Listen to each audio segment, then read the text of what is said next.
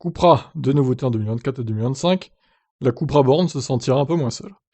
Franchement, la Cupra Born, elle est sympathique quand même. Bon, la couleur est un peu spéciale. Je sais pas si on pourra changer. J'avoue que le mélange vert, violet, bleu, orange, enfin bronze plutôt, pas orange, vraiment. C'est un peu particulier, mais le concept même de la voiture est génial, quoi. 2022, donc, marque le quatrième anniversaire de Cupra, le constructeur espagnol de la marque Seat, est fier d'annoncer l'arrivée prochaine de deux nouveaux modèles. Comme vous vous en doutez, ces nouveautés seront électriques. Leur identité a également été dévoilée. Le premier verra la lumière du jour en 2024. Il s'agit d'un SUV issu du concept Tavascan. Le second découle de la Cupra Urban Rebel. Il arrivera sur le marché en 2025.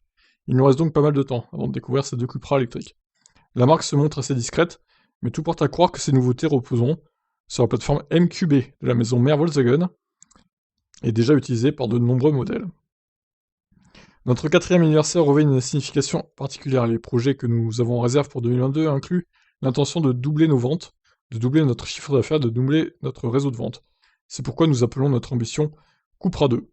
Il y a 4 ans, beaucoup de gens ont douté de nous, mais nous n'avons jamais douté de nous-mêmes. C'est beau. Cette année, nous allons prouver une fois de plus que rien ne peut freiner notre élan irrépressible.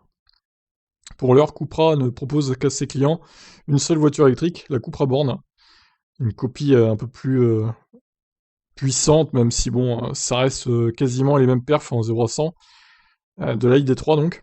Sa gamme compte d'autres modèles, mais hybrides, thermiques cette fois, dont la Cupra Leon, Cupra Formentor et Cupra ATK. Le constructeur est motivé pour aller de l'avant, lui qui annonce la vente de 79 300 voitures en 2021, soit une hausse de 189% par rapport à 2020. Cette année, Cupra a de nouvelles ambitions bien plus grandes. Il souhaiterait doubler ses ventes, en atteignant les 160 000 unités écoulées d'ici fin 2022. Bon allez, on termine avec des petites photos de la Urban Rebel. Bon, pour le coup, j'aime pas trop cet arrière un peu proéminent, ça fait un peu Jackie Tuning hein, quand même. Mais le reste de la voiture est vraiment sympathique, ça fait petite voiture de course, j'aime beaucoup, franchement. En plus, j'ai vu les dimensions, elle rentrerait dans mon garage pour le coup. Allez, les dimensions sont là, 4,08 m de long, 1,79 m de large, et 1,44 m de haut. Puissance de 320 kW en pic, elle peut accélérer de 0 à 100 en 3 secondes 2. Bon, pas d'infos sur l'éventuelle autonomie, vu que c'est un concept, ils ont pas communiqué sur la batterie qu'elle embarquerait, mais bon, écoutez, on va économiser jusqu'à 2025, et puis voilà. On verra combien elle coûte. Non, je blague, mais bon. Elle est pas mal quand même, j'aime bien. J'aime bien l'idée. Bon, par contre, il y a que 2 places, hein, du coup, il me semble. Ou alors les places arrière doivent être toutes petites. Et le coffre doit pas être très grand non plus.